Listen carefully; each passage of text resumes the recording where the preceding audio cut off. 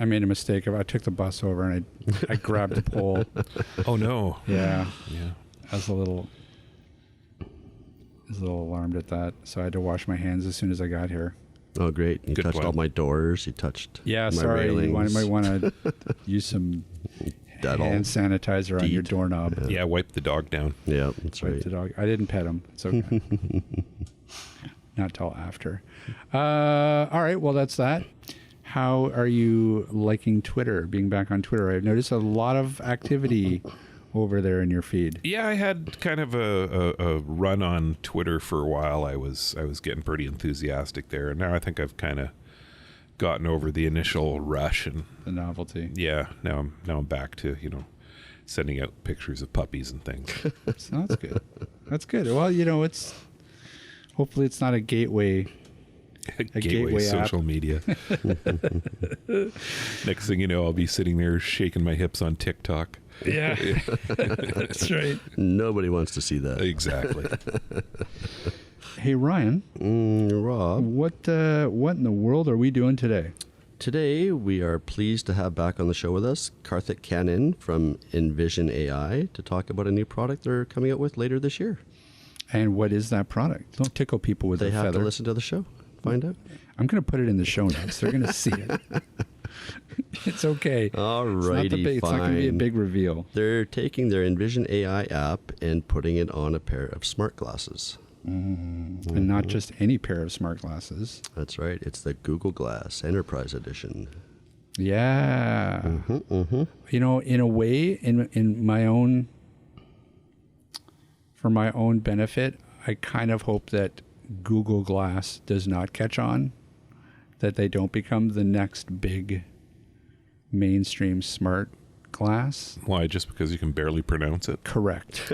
Yeah, that is it. I hope Apple comes out with something called the Apple Glass. Well, Now that see, I can. That's You can perfect. say that. Say Google Glass 5 times. No, Google Glass, Google Glass, Google Glass, Google Glass, Google Glass. I sound drunk when I, Yes, when I you try do. to, and really, people, I'm not drunk. Well, I think too, keep in mind that, there's been kind of a big push on AR. And so Apple's glasses, from rumors I've seen and heard, are going to be a pair of AR glasses, not necessarily, the smart quote unquote glasses that we're talking about with OCR apps and that type of Interesting. thing. So you figure they're going a different They're direction. going AR. Yeah. The Bose frames are going to have an AR camera. I think Apple's going to come out with AR. I think that's where they're leaning. See, that's going to be really interesting if they go a completely different direction than everybody else has been going. Yeah, I think they'd be smart, Apple would, to, base it off of iOS, hopefully, and then their whole ecosystem of apps that are accessible would be available to everybody. Damn, that would be pretty tempting. I'd have to say, I would be tempted to go back into the Apple ecosystem if they did that. Apple's got a loyal following. Huh. But I don't know. It's such a different company than it was 10 years ago. Oh, for sure. Yep. Huh. We shall see. Yeah. We say that a lot. Yes, we do. It's the benefit of being in a tech podcast is that there's a lot of, we shall see. Let's see what happens with this That's company. right. Well, we don't know until it's released, don't right? know. So, We shall see about that robot, that robotic guide dog. yep. All right. Well, that's exciting. It is exciting. I know it is. That's what I said. I know. This is Rob Minot, co-host for the world-famous assistive technology podcast, AT Banter. And I want to break in here on the show in order to tell you about a pretty amazing product that our parent company, Canadian Assistive Technology, has started to carry. It's called the Knut 360, and it's the world's first multi-line digital braille ebook reader. Now, the Knut 360 was developed by and with the blindness community, which makes it unique, and it makes reading digital braille ebooks affordable, enjoyable, and practical. You see, the Knut 360 has, as you may have guessed, 360 cells, which is basically 9 lines of 40 characters of braille. This gives the Knut 360 a distinct advantage when it comes to reading braille because of this multi-line capability. Now, the Knut 360 supports all 6-dot braille codes and is ideal not only for books, but for math, charts, tables, and even music, and this makes it the perfect choice for the student in your household. And there's even more good news. With its proprietary technology, the Knut 360 is less expensive than most other single-line 40-cell Braille displays on the market, at only $3,355. For more information on the Knut 360 or to order yours today, just head on over to the Canadian Assistive Technology website at www.canastech.com. That's www.canastech.com. Or you can call us toll free at 1-844-795-8324. That's 1-844-795-8324. And now, back to the show. All right, joining us now is Karthik Cannon from Envision. Hi, Ryan. Hi. Are you able to hear me? I can hear you just fine, yep. Awesome. How are you doing? I'm doing well, thanks. How are you? I'm doing good as well. Good. Quite hectic, but good. But joining us again is Rob Minot, who was on the show with us previously as well. Yes, we go. Me Hi, and Karthik. Rob. Hey, how you doing? Yeah, we go way back, Ryan. That's We've right. actually gone out for drinks without you. So Well, you've gone to the Netherlands, have you? I have. Yeah, I was there last month, and we were hanging out. So Wow. Oh, nice. You could have let me know. I mean, our office is in The Hague, which is really accessible by trains and stuff like that from Amsterdam. So. You just drop by the next time you're in town. Any of you guys. see, there you go, Ryan. I've already got an invite. He said any of us guys, not just you. Oh, Yeah. damn it! These guys are no fun. They'll bring us down. Believe me. Yeah. It's nice to be back. Nice to be talking about something new again. Well, yeah, this is exciting. This is why we wanted to bring you on because Ryan came across the article about the new glasses and he was he was biting at the bit to get you back on to talk about them. So why don't we just dive right in and Sure. let's start talking about the new glasses. So now, how long have you guys been developing them for? Well, to give you a little bit of trivia, Envision is sort of, when we started Envision, the idea was to put the software onto a wearable. That was the initial idea that we started off with back in 2017, right? But, at that time, wearables weren't really a thing. And when we started to look around, we couldn't find wearables really out there. So we thought, okay, let's make this an app first and then come back to wearables, when the time is right. And so it's been, to think about it in some way, it's been 2 years in the making. But we started to really take a serious look at this somewhere in mid 2019. So that's when we really started to go back to glasses to really study what's out there and to get a few samples and to start building early prototypes of the software on different kinds of smart glasses. So it's been around for almost, I would say, about 6 to 8 months now. Yeah. And why don't we back up a little bit and just explain a little bit about the Envision AI app and what it is and what it does? Sure. So Envision is actually an app that helps people with a visual impairment to live more independently. So what it offers is, it gives people the ability to read text or recognize faces or recognize objects and so on. So Envision is an app that can do a lot of things, but what it does really, really well is being able to read text. So the app can read in more than 60 different languages, including French, Hebrew, Arabic, Chinese, and so on. And it's able to read text from any kind of surface. And so people use Envision to read short pieces of text. They can read documents like letters. They can scan multiple pages at a time. They can even import like really big books. Like, I know people who have imported like a 2,000-page PDF and being able to read it. So these are things that you can't do with any other app out there. And that's something that Envision is really, really good at, just being able to read all kinds of text. So that's the app. It's out there on iOS, out there on Android, free to install for the first 14 days. And anyone can give it a shot right now. Yeah. Yeah, and that's something I wanted to ask you about was, with the landscape of these apps just getting broader and broader with Seeing AI and Voice Dream Reader and Scanner and KNFB Reader, what was it that sets Envision AI apart? And I think you've just explained that, all the language supported, reading, importing large Yeah. text files and. Yeah. I think we, like I said, really stand apart when it comes to reading text.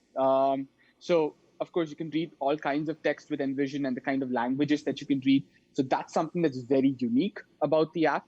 Another thing that's very, very unique about the app in today's landscape is the fact that we're available on both iOS and Android. Right. And, unlike something like Google Lookout, which is only there for the few high-end devices, for Right. the people who can afford a Pixel or high-end Samsungs, Envision is actually available from Android 5 and above, right?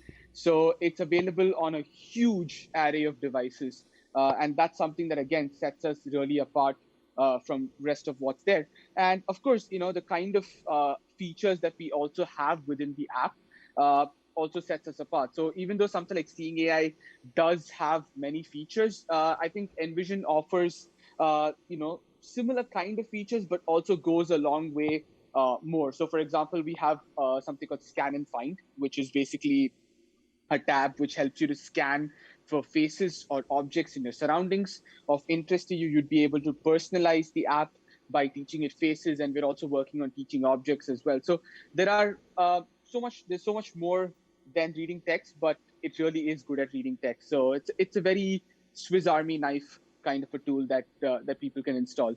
Well, I think too the fact that it's available on Android, for those people who are using a HIMS Polaris Note Taker or a Braille Note Touch Plus, both those are running Android and have cameras built in. So you could use Envision AI to, scan a picture of a document and import that into your note taker.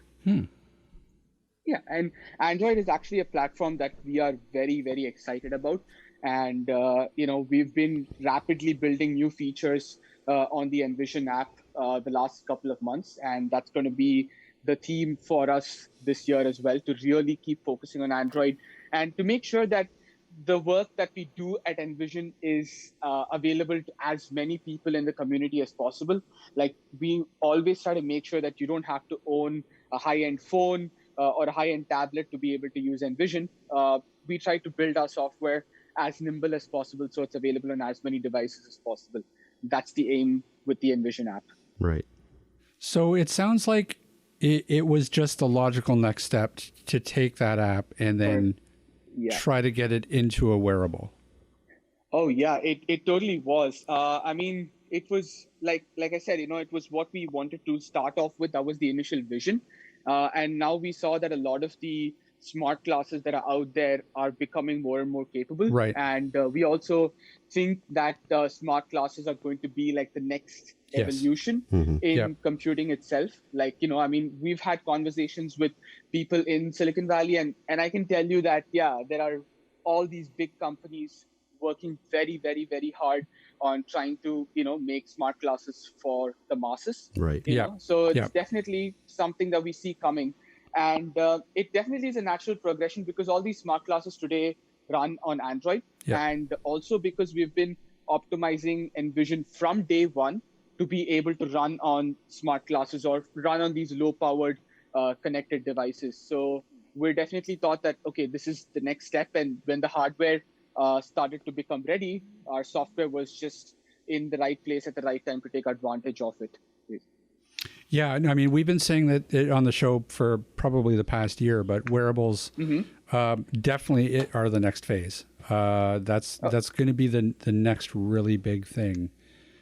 And so, the time is right. And it's funny, something like, a platform like Google Glass, it's been around for so long. And, I remember that initial push when they really tried to bring it to market, and people just weren't ready for it. It was just too far ahead of its time. But right now, it's the right time. It really is. It is. It is. I mean, this is something that, sort of surprised us as well, because we initially prototyped with the Google Glass way back in 2018. We purchased a Google Glass off eBay, and we tried to put the Envision app on the Google Glass, and it was a spectacular failure. So we sort of parked the Google Glass aside, thinking that, these guys are not going to do anything about it. And we just left it there. And we were trying all these different kinds of other smart glasses, and none of them were working right. And one day out of the blue, I just saw that Google announced the new the new Google Glass, which, when I read the specs, it just felt so right for Envision. And then, I just spent the next week trying to write to everybody at Google that I knew, trying to get our hands on the glasses. So, and we got our hands on the glasses, a very early pre-release version, which Google asked us to keep quiet about in October of last year. And the moment we got it and the moment we ran the first version of Envision on the Google Glass, we knew it was just right. And that's when we started to go all in on it. And it's been pretty phenomenal, the new Google Glass. It's amazing, actually. And what are the specifications of the Google Glass? Okay, so it runs the new Snapdragon processor, which is basically really geared for computer vision applications. And it also comes with a sufficient amount of RAM. I think it's pretty decently powered at this point. I'm just going to quickly look up the specs myself because I don't remember at the top of my head. But yeah, it runs Android 8 and it runs a very pure flavor of Android. So, there's no restrictions in terms of the apps that you can run on the glass. It comes with a nice 3 GB, RAM, so it's pretty decently powered, and comes with a nice 32 GB, flash storage as well. So it's pretty good overall, and the camera itself is quite good. So you have a nice 8 megapixel camera that you don't have zoom, but I think it still does a pretty decent job. The speakers, there is a speaker through which you can hear the audio output, and it can also connect to Bluetooth. The battery lasts quite decently. So in our testing, we've seen that it basically lasts for about 7 to 8 hours on standby. And if you were to use the Envision app, it comes up to about 4 hours. Yeah, which is twice more than any, other similar device out there in the market today. Right. Yeah. So it's pretty powerful, I would say.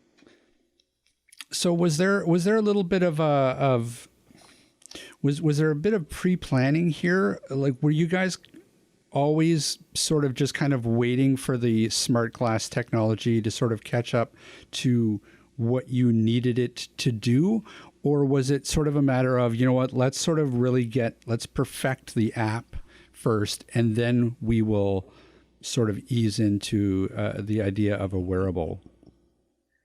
Actually, it's a bit of both, right? So we were always building the software in such a way that tomorrow, if there was a new platform, as long as there was some basic specifications met, we could take the technology that we built for the app to easily port it to the glasses.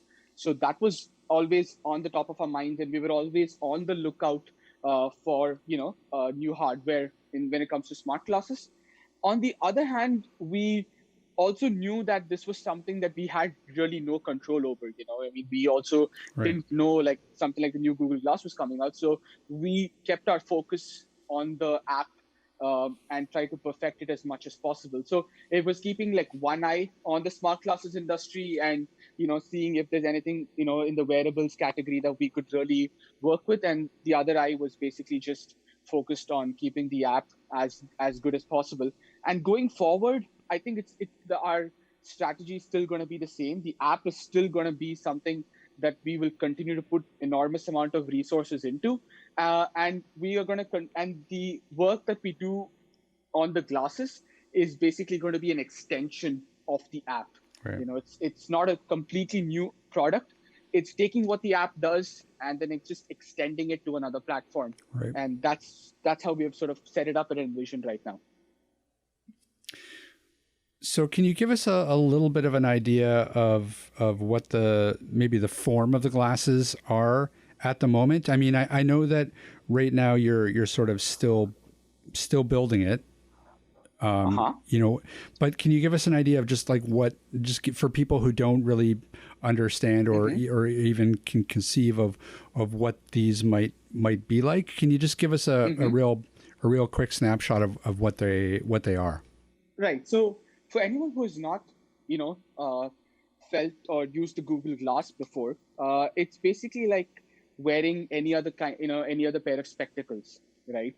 So you just assume that there is a frame, and then on one side of the glasses, you have you have the Google Glass on just one side of the frame, and you have a touchpad area that is somewhere located next to your temple, right? So if you were to just touch your temple, that would be the area where the touchpad exists, and behind your ears lies the processor and all those things, right? So it's basically like one side of the frame with the temple as the touchpad, and behind your ears lie the processors and the battery and so on, right? And you can basically go ahead and so the Google Glass doesn't come with any accessibility layers like TalkBack or whatever. So we built our own version of TalkBack on the Google Glass, and you could basically use the touchpad to swipe through the different options on the Google Glass. So you have all the features that you have on the Envision app are also going to be on the Envision Glasses, the Envision the app on the Google Glass. So you could just swipe through different features, different functions, and as you swipe through, the app will basically speak out the options to you, just very similar to your experience with TalkBack. And when you actually go ahead and want to go into a particular option or activate a particular option, you just tap on the touchscreen area, and then it would go into the option, and then it would start doing whatever task you wanted to do. So if you want to read text instantly, you just need to go to the instant text option, tap it once, and then it starts, immediately reading out whatever is in front of you. So that's to give you an example of the Google Glass. And there is a small speaker that's located right next to your ear. So, I mean, for an average person, the speaker will more or less be sitting in front of their ears, and, they can go ahead and hear, it's loud enough for you to hear, but not too loud so that everyone else around you also hears it. And it also has pretty decent, loudness when you are walking out and about as well. So that's like a very vague idea of what the Google Glass looks like and feels like. Yeah. So because it's Android based, can you install other Android apps on it? Not at the moment, okay. No. So at the moment, because like I mentioned that, the Google Glass doesn't come with any kind of accessibility layer. Right. And when we spoke to the Google Glass team, this was not something that they're also working on because of, technical constraints on their side, right? So at the moment, when you basically get the Google Glass from us, it's going to come preloaded with the Envision app. And as soon as you open up the glasses and start using it, Envision app is going to open up automatically, and you'll be able to do everything from within the Envision app itself. And it also can connect to your phone. So just like how you pair your AirPods or any other Bluetooth device, you'd be able to pair the Envision glasses with the Envision app, and you'd be able to control the glasses from the app as well. So give us an idea of some of the features that are currently in the build, and maybe if you can, or if you're comfortable with it, like some of the stuff that you're planning on putting in. Right. So basically, I mean, it's no big secret. I mean, everything that you have on the Envision app will also come onto the glasses, right? So you have instant text, which you can read short pieces of text with, document text, which is for documents and scanning multiple pages, describe scenes. So all of the features that you see today on the Envision app are going to be on the glasses as well. Apart from that, we're working on one more feature, which is basically, using the glasses to call your friends or family members. So you can make a video call directly from within the glasses to any friend or family member, and they would have like a companion app, and they can go ahead and answer your calls as you make them from the glasses. And along with a video feed of what you see, you'd also be able to share additional information such as location data or stuff like that. So that's another thing that is going to be something that's specific to the glasses as well. Were you guys at the recent ATIA show? No, but we're going to be at CSUN in March, so that's one thing though. Okay. Yes, our boss Steve is going to be at CSUN. Oh, look nice. at that! Yeah, You're gonna hook these guys up. Yeah. Because because we're actually, so at CSUM, we plan to start the pre-orders for the glasses. So anyone who drops by our booth at CSUM can try out the glasses for themselves and really see how that works. So yeah, we're quite excited about that. And what is your scheduled release date at this time? Do you have one yet? So we have a rough, release timeline. So we are going to launch the glasses, pre-order campaign in March, and we plan to ship them by July, August. So that's when we plan to ship them. Right. Okay. Yeah. So the pre-orders are going to basically either be on either Kickstarter or Indiegogo or some platform like that. And we're going to go ahead and, wait for the pre-orders to finish. And then in the meantime, we're going to keep perfecting the software, keep, doing more tests with it. And we plan to start shipping them out by July, August. That's the rough timeline as of now. And do you have a price point set yet? Yes. So we're actually still, really trying to get into the details of the price point with Google and a few other partners and so on. But we hope to price the glasses around $1,500. That's what we hope to price the glasses at. Yeah. And at least for the pre-order campaign, that's $1,500 to $1,800 is what we hope to price it at, basically. And that's American? Yes, that's American. Okay. That's US dollars. Right. Yeah. So that's the idea. So was Google always the first pick in terms of choosing a platform to build on? Or did you guys look at other, smart glass platforms out there? We actually started looking at I don't know if you guys know about Vuzix. Yeah. Yes. Yep. Yeah. So we started looking at Vuzix. That was the first sort of brush with what's out there in smart glasses. But pretty soon we realized that the Vuzix is a very, very restricted platform. I mean, it's not a very powerful hardware device. At the same time, it's a very restricted software platform. So we didn't get too far with that. And we were also in touch with a few companies based out of Hong Kong and so on to get smart glasses from them. So those are glasses that connect to your smartphone. And we're also sort of actively working on a slightly low-cost version of the glasses where you could basically plug it onto your smartphone, and your smartphone would go ahead and, the Envision app on your smartphone would go ahead and do all the processing, and the camera would just come from the smart glasses that you're wearing. So we're looking at that as an option as well. So we have been trying to work with those companies as well that make smart glasses. But apart from that, we were trying to talk to a few European companies to see if we could have a wearable camera instead of a smart glasses. So you could wear the camera as some kind of a necklace. Sure. And then it would run a version of Envision on the glasses. So, but yeah, we couldn't get too far with those guys as well. And also because we felt at some point that, having to point around with wearing a camera necklace setup isn't like the best kind of user experience. Imagine if you want to go and point at something, you'll have to turn your entire body and it's super weird. Yes, right? That's right. So glasses are far more intuitive. Exactly. Yeah. So that's the reason why, we decided to sort of keep that aside for now. And I don't know, we explored so many different options.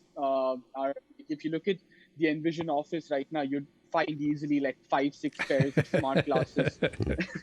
Yeah, all of them running some version of the Envision app. But yeah, like I said, we were doing all these different things, and then all of a sudden, the Google Glass just came out of the blue, and we were like, "Oh shit, this is really what we need." Yeah, well, it's funny too because it's a little bit of a game because you have to really look forward and try to anticipate what is going to happen in the market. Obviously, if you're using something like Google as a platform, and Google Glass as a product hits the mainstream and ends up being the first really big smart glass manufacturer out there that starts to get some real traction. That's going to really benefit you guys because what's probably automatically going to happen once that device becomes more mainstreamed is that the price point starts to dip a little bit. which is only going to benefit you from using it as a platform. And Apple, I mean, we know that there's rumors in the wind that they're working on a wearable, but it sounds like very strong rumors actually. Yeah, and I'm sure they are. I mean, they'd be silly if they weren't, but they're just too far behind the pack in terms of Google's have been sitting on this for years and years. So I really think that you guys are smart in picking Google for a variety of different reasons. Obviously, I want to expand on that a little bit though. Karthik, you were saying that you guys found the View 6 to be quite restrictive in its processing power and the platform itself. But you also mentioned earlier that the Google Glass has no accessibility frameworks, so we're going to be limited by the sounds of it to only being able to run the Envision AI app. Wouldn't it make more sense to find a platform, whether it's Android, iOS, or whatever, that would give people who are spending that kind of money on a product the ability to install their accessible GPS apps or their Daisy Player apps, or get more functionality from a device like this? That's actually a great point that you raise. I mean, it's something that I've also felt a lot. I've also been thinking a lot about that, and we've been putting a lot of thought into where this industry is going and where we are positioned right now. So one thing that I want to you or the audience know is that we're starting off with the Envision app on the glasses. But we're talking to multiple partners right now who might eventually want to come on board with us in the Envision app, and we might make these apps available in the future as part of the Envision package. Or we might basically go ahead and partner with these companies that are, like, for example, building accessible GPS apps and so on, or the Daisy Reader or whatever, right, to basically come onto the platform with us, right? And we might just provide them the accessibility layer, and they might choose to come on board with us on this new platform. That's actually something that we're really, working on. We're talking to different companies as we speak for a partnership like that. And on the other hand, I think what we are going to experience is basically it's a step in the direction to having a smart glasses that's generally available to public. Right. So where we are at with the Google Glass is a very early stage of the smart glasses, revolution, you can say. Yep. And what we're is that in subsequent versions of the Google Glass updates, they might include accessibility layers, and they are, looking at all those things as well. But right now, this is an enterprise device, and it's only available to enterprises, so hence their focus is a bit limited. Yeah. Right. I believe as the market continues to open up, and as companies like Envision can show a company like Google that, hey, there is this market that really is interesting, and you guys should definitely do something about this audience, they might definitely open up their product teams to put more thought and focus along with us to build accessibility layers and to make their products more mainstream over a period of time, if companies like Envision get enough support from the market. Right. Yeah. Right. So that's what I see happening. Okay. Yeah, it's true. It's a real game. You really have to put a lot of thought into what you think is going to happen with that market, and which companies really seem to be positioning themselves, and how they're going to be positioning themselves. So yeah, I can totally understand why that's probably not a real easy decision as a developer. True. And to be honest, our focus has always and will always be software. Sure. We want to get into hardware because hardware is a very, very, very difficult game to play, for winning. I mean, it's a very difficult game to play. I mean, there's so many hardware startups that come up and really find, difficulty in gaining traction. I think hardware is a game that's left best to the big guys right now. And our focus is software. And what we believe at Envision is that the camera is going to play a huge part in the future of everybody, out there. So, and we want to basically build the best possible software to be able to make use of, all the kinds of cameras that are going to be out there. So we want to be a software company. We want to focus on computer vision. Google's also a company that's really focusing a lot on AI and computer vision. these days. So we sort of felt the alignment happening quite well there. So that's why we decided to pick the platform. And also, like I said, today, I think they're making the best smart glasses, most viable smart glasses out there in the market today. Yeah. Yeah, I'm excited. I'm excited for them to, to figure out what they're doing and to get these smart glasses out into the market, because I want a pair. That's fantastic. Well, listen. No, wait. How do I become a beta tester? Oh, Ryan, will you stop with the wheeling and dealing? Every software developer needs a beta tester. Oh, my God. Yeah, and at this point, we'd love to have beta testers. So we have a very nice beta testing community in the Netherlands. Like I said, if you were in the Netherlands and you just had to just, drop me an email and and you can just drop by our office, and I can show you what the glasses are capable of. So at the moment, we're sort of geographically restricted, to the Netherlands in terms of the beta testing. But we're going to try to make ourselves available in as many conferences and as many, accessibility events as possible this year, just to get people to experience the glasses and for them to see the magic in real. Yeah. Well, we'll definitely get our boss, Steve, to try and hook up with you at CSUN to take a look at them. Are you kidding? I'm going to get Steve to send you over to the Netherlands so we can get rid of you. And you at least just get me to CSUN anyway. Problem as a beta tester.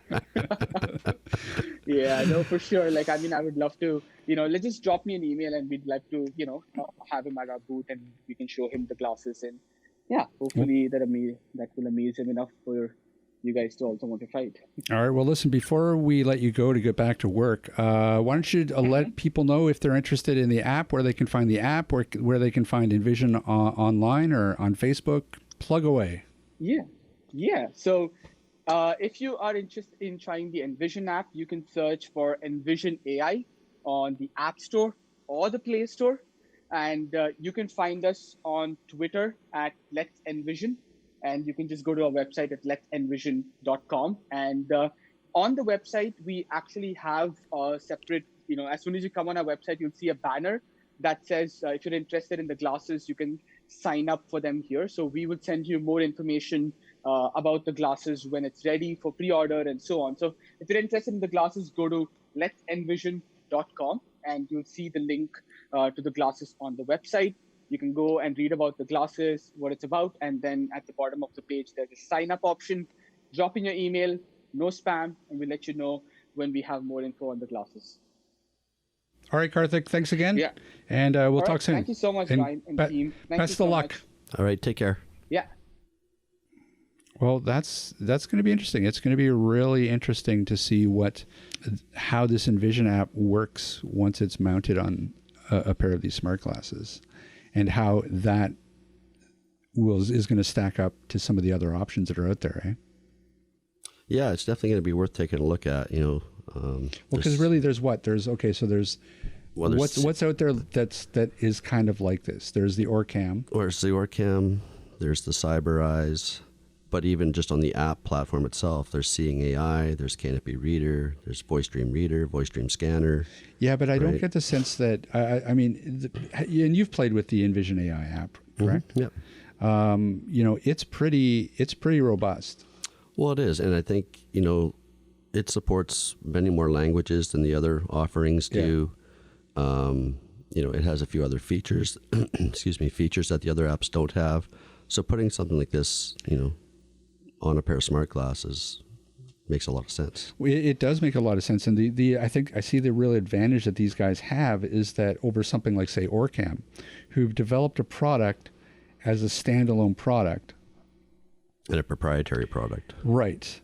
Whereas these guys have been working on this app for years and they perfected it. And really all this is they're porting the app over to a wearable platform in the form of Google Glass. Right. So, and they can continue to refine that app and continue to upgrade that app and again, port those changes over to these glasses. So I don't know. I feel like they could be really positioned really, really well in the marketplace, because really there's only 2 or 3 different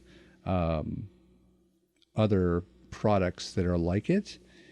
And I really feel like these guys have the advantage of that app, that the power of the app that's been in development for so much longer. So it will be interesting to sort of see how their price point is going to compare to the others.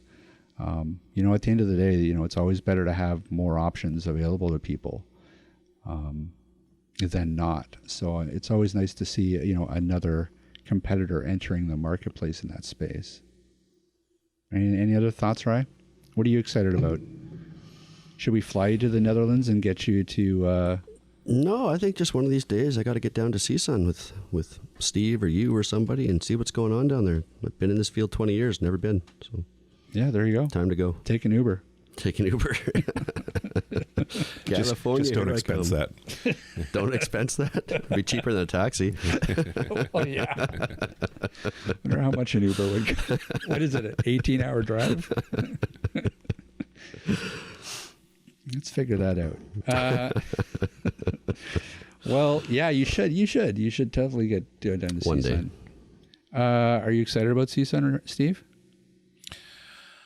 I can barely contain my enthusiasm. I can see that. Like, I don't know. Is it just kind of old hat to you? Like, it is boring? Like, to a certain extent, yeah. I mean... Like, what do you are there workshops and stuff that they give? Or is it just basically wandering around? I generally just go to the show floor and wander around until I run into somebody I know and occasionally get dragged off somewhere for a meeting. But yeah, I go there to look for new things that are new to the market, different, you know, cheaper innovations, that kind of stuff. So do a lot of the companies, like, they'll give like not a workshop necessarily, but they'll have demos in different rooms and stuff? Yep.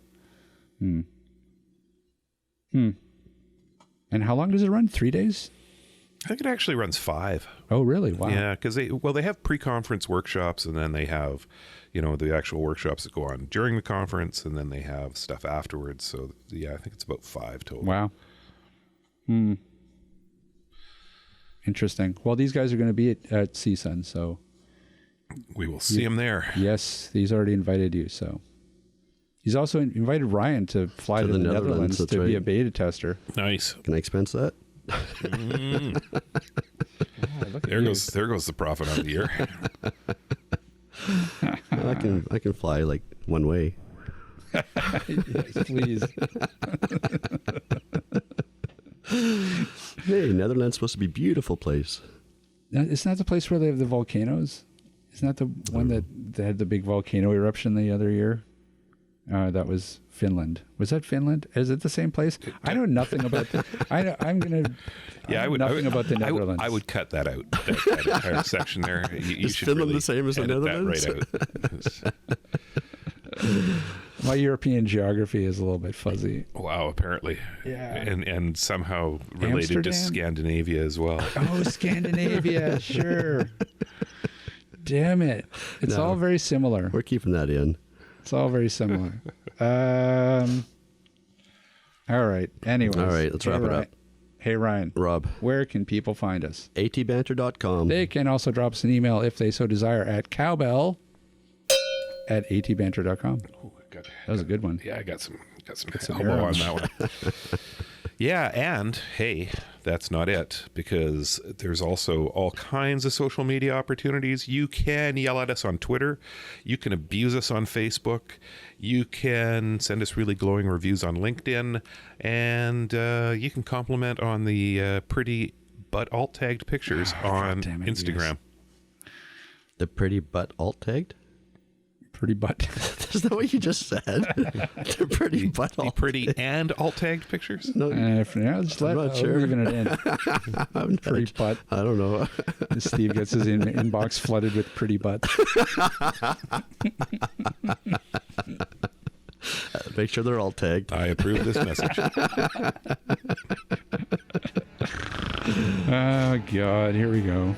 All right. Thanks, everybody, for listening. We will see everybody next week.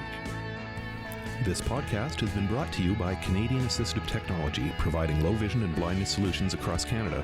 Find us online at www.canastech.com.